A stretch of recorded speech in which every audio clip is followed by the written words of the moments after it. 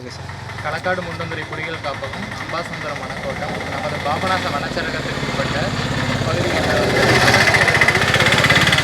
திருநீலகண்ட வனத்தேசியம்மன் கோயில் போன்ற சுற்றுலா தலங்களும் வழிபாட்டு தலங்களும் நிறைய இருக்குது. இந்த மாதிரி சுற்றுலா தலங்களுக்கும் வழிபாட்டு தலங்களுக்கும் நமது உள் மாவட்ட மக்களும் வெளி மாவட்ட மக்களும் வார இறுதி நாட்கள்லையும் இல்லை விடுமுறை நாட்கள்லையும் அதிக அளவிலான மக்கள் வருகை தருவது ரொம்ப வழக்கம்.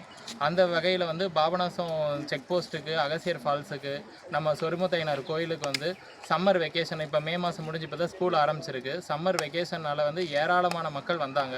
ஒரு நாளைக்கு ஒரு 4 வீலர் 900லேருந்து 1200 வெஹிக்கிளும் மக்கள் அகசியர் ஃபால்ஸுக்கு மட்டுமே 4000 முதல் 5000 வரையான மக்களும் வந்துட்டு இருந்தாங்க. நார்மல் டேஸில் 500 600ங்கிற இருக்க எண்ணிக்கை இந்த ஒரு மாதத்தில் மட்டும் சுற்றுலா பயணிகளோட எண்ணிக்கை 4000லேருந்து 5000 வரைக்கும் எண்ணிக்கை அதிகமாச்சு.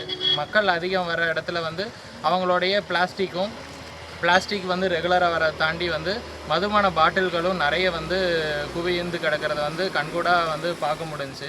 அதனால் அதில் தொடர்ந்து நம்ம தமிழ்நாடு வனத்துறைக்கு சப்போர்ட் பண்ணிகிட்ருக்கிற நம்ம கிரிக்கெட் மூர்த்தி சார் அவர்களும், அதுக்கப்புறம் நிவேக் எக் ஃபவுண்டேஷன், பசுமை தோழர் அறக்கட்டளை, தளிர் திப்படம்பட்டி கிராமம் என்ஜிஓ, இந்த மாதிரி தன்னார்வலர் எல்லாரும் சேர்ந்து ஒருங்கிணைந்த க்ளீனிங் கேம்பெயின் இன்றைக்கி நம்ம பாபநாச வனச்சரகத்தில் காலையில் 6:30 மணிலேருந்தே மழையில் வெயிலையும் பார்க்காம நம்ம செக் போஸ்ட்லேருந்து ரோட் சைடு 2 சைடுமே அகசியர் அருவி வரைக்கும் தூய்மை பண்ணி கொடுத்துருக்குறாங்க. இதில் ஏகப்பட்ட பிளாஸ்டிக் பொருட்கள், அதிக அளவிலான மது பாட்டில்கள் எல்லாமே இவங்க சாக்கில் அள்ளி வச்சுருக்குறாங்க.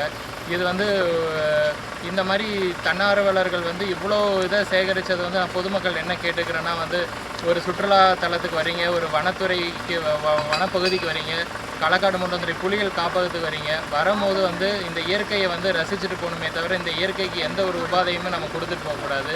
ஒரு ரோட் சைடில் இருக்கிற குப்பை கூட எடுத்துடலாம்.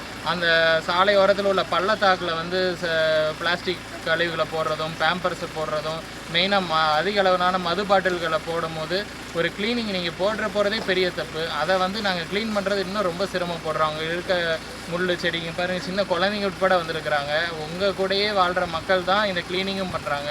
கண்டிப்பாக வனத்துறைக்கும் சரி, உங்கள் மக்களுக்கும் சரி, இந்த மாதிரி இயற்கைக்கு எந்த ஒரு கேடும் விளைவிக்காமல் வனத்துக்குள்ளே வரும்போதோ, வனப்பகுதி சார்ந்த எந்த இடத்துக்கு வரும்போதோ பிளாஸ்டிக் பொருளையும் மதுபான பாட்டில்களையும் எடுத்துகிட்டு வராமல் ஒரு முறை பயன்படுத்தக்கூடிய பிளாஸ்டிக் பொருட்களையும் தவிர்த்து இயற்கையோடு ஒன்றி இந்த இயற்கையும் இந்த இயற்கை அழகையும் பார்த்து ரசிச்சுட்டு இந்த இயற்கையை அப்படியே விட்டுட்டு நினைவுகளை மட்டும் எடுத்து சுமந்து நம்ம வீட்டுக்கு செல்லணும் அப்படிங்கிறத தமிழ்நாடு வனத்துறை சார்பாக கேட்டுக்கிறேன். நன்றி.